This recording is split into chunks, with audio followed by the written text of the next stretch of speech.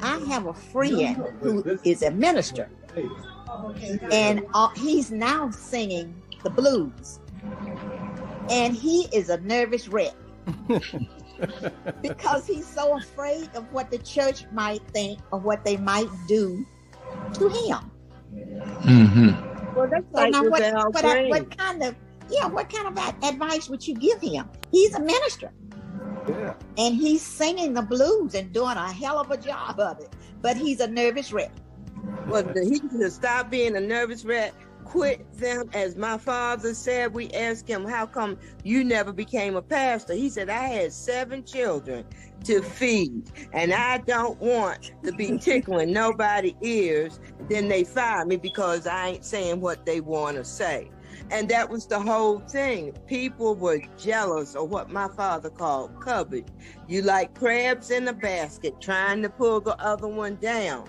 And that's what we must learn. Even though they talked about the devil music, they went somewhere to listen to it. Everybody knows what the songs were. But if you're going to have a show and it be successful, it have to be blues and old school.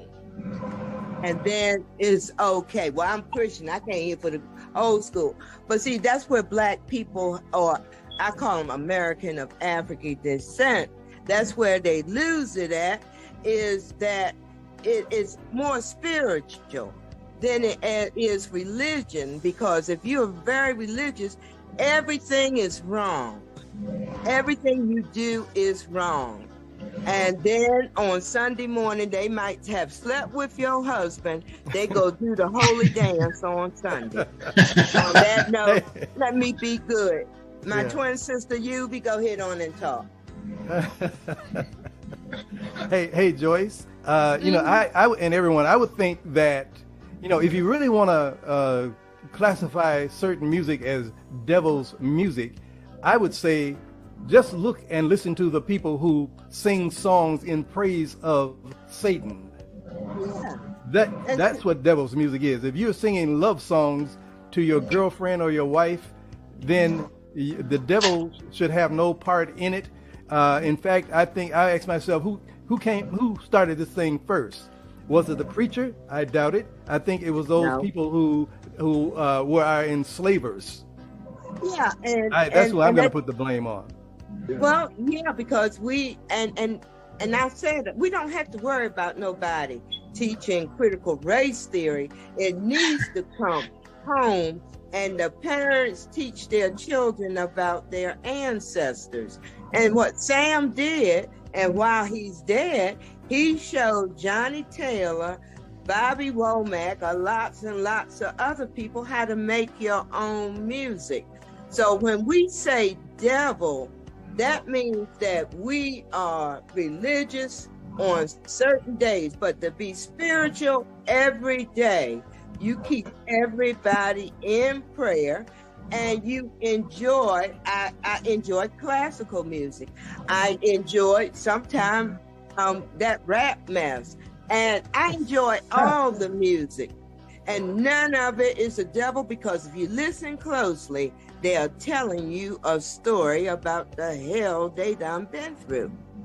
Yes, and speaking on Sam, one last minute. Sam, Sam actually did not ever stop singing gospel. What he would do, he would sing it himself after he became well-known, famous, and he would also bring in other gospel singers from that he knew about, and he would produce them in SAR Records. So he would switch from back and forth from secular music and also gospel music. He even had one song that he started out as a secular song, and he did the reverse. He created it and turned it into a gospel song, and that was the song. It started out, "Soothe me, baby, soothe me," and then it became, "Lead me, Jesus, lead me."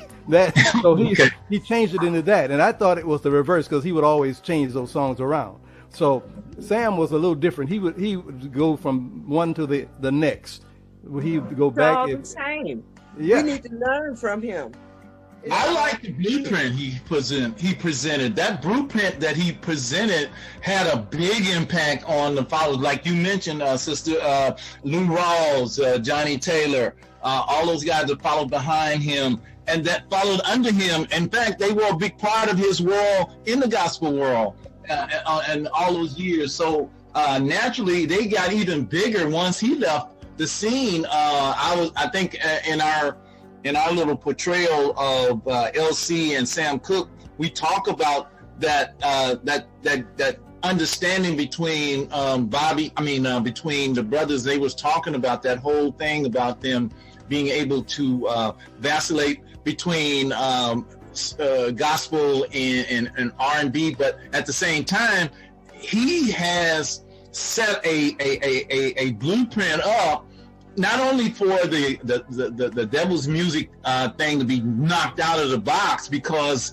as we found out, you got to make a living, as the sister said earlier, and our father is a perfect example of that, saying you got to make a living. If you tickling people's ears with your preaching, fine, but if they ain't got no money to put in the coffers, what are you gonna do?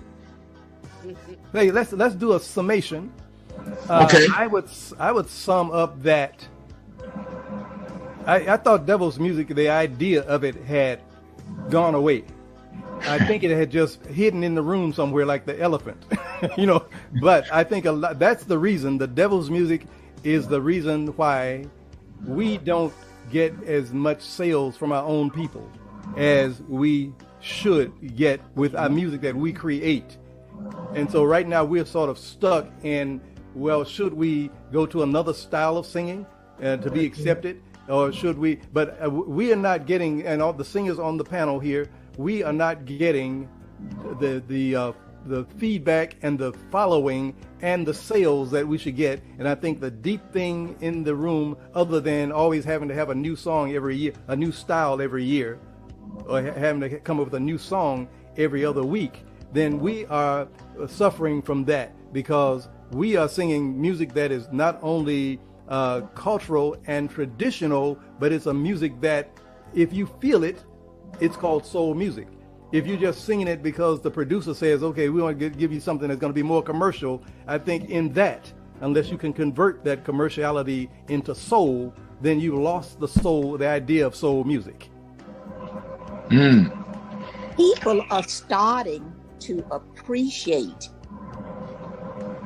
is they call that devil's music. And let me say why. All of a sudden, this last few years, I've been hearing Muddy Waters and some of the other greats on commercials. And I had a friend and they said, wow, who is that? But they didn't start really liking it until the other side start showing that they appreciated it. Yeah. Oh, yeah. And when they start showing, then they come over and they start to appreciate. Oh, they didn't even know this man was black. What would you call that psychologically, James? With people, what would you call that psychologically? Or people who are seeking the approval first? Yeah. People.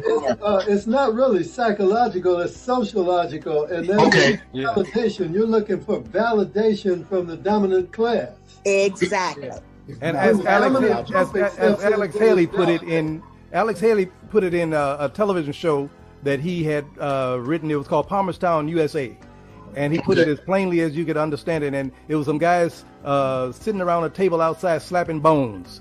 And then one guy came up with an idea. And he said, and the other guy stopped him in mid-sentence. He said, wait a minute, wait. We got to first see what Mr. Charlie think about that. Gotta get validation. That is exactly what's happening right today. And that's where we got validated.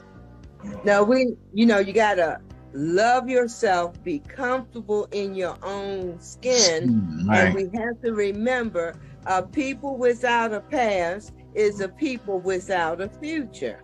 And then we got to destroy that Willie Lynch letter, because that letter he wrote on how to mentally capitate people instead of beating them and losing their profit.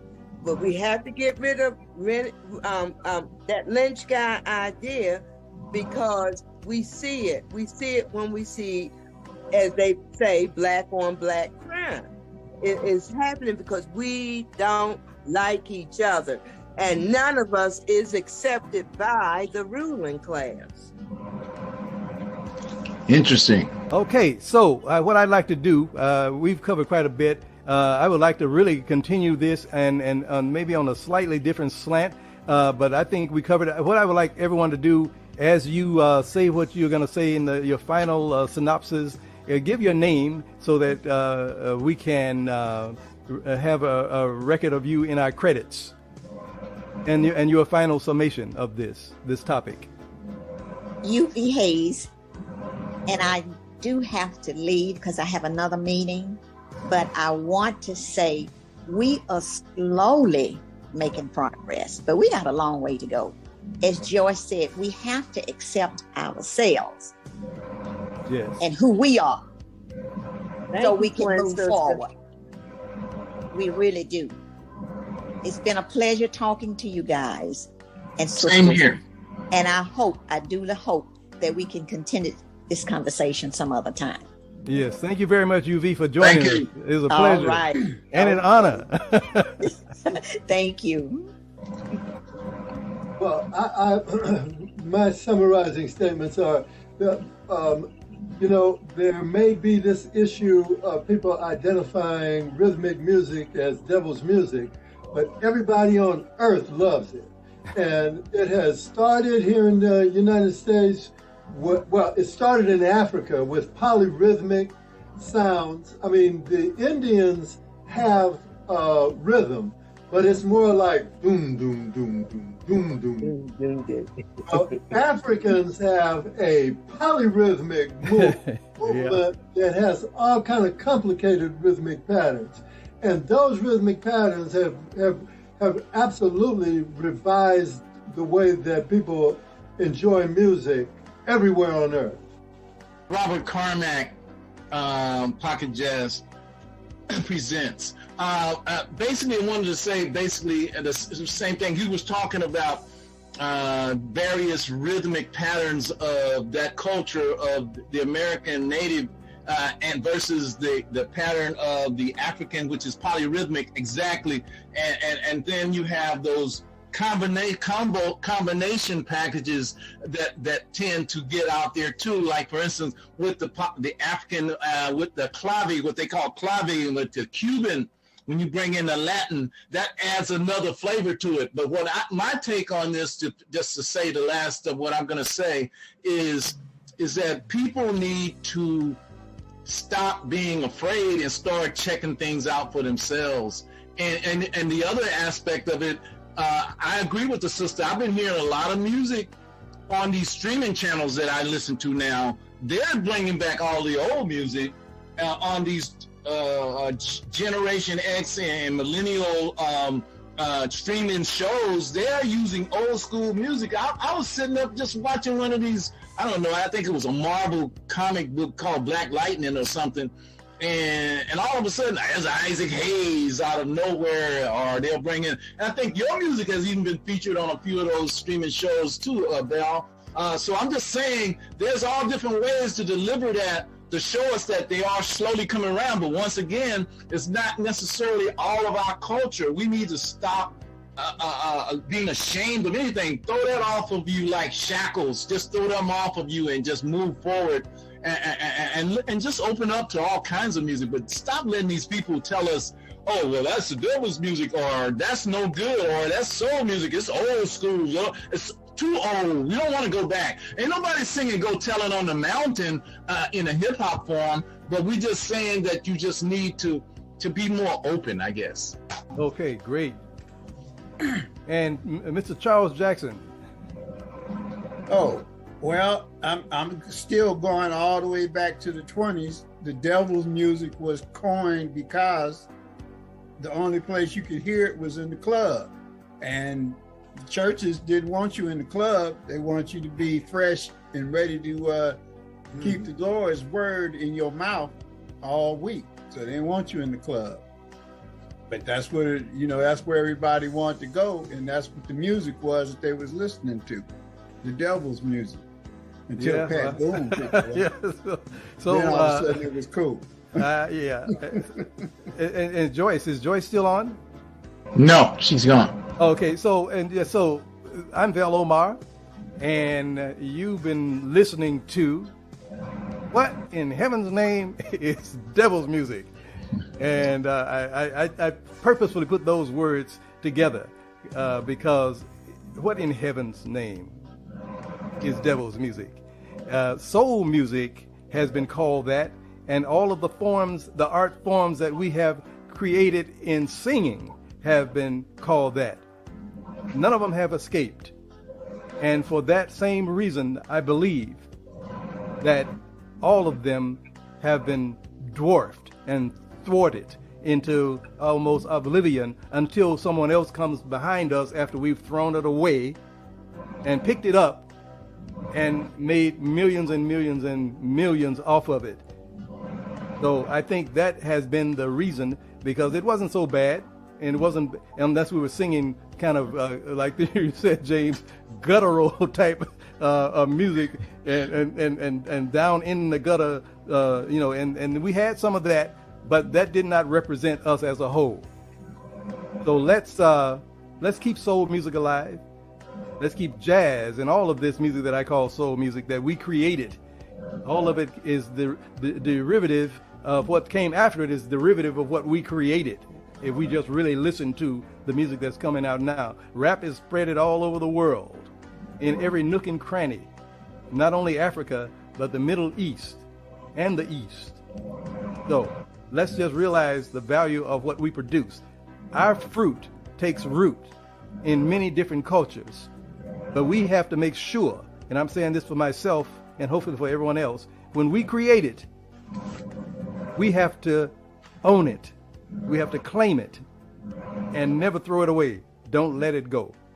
It's ours.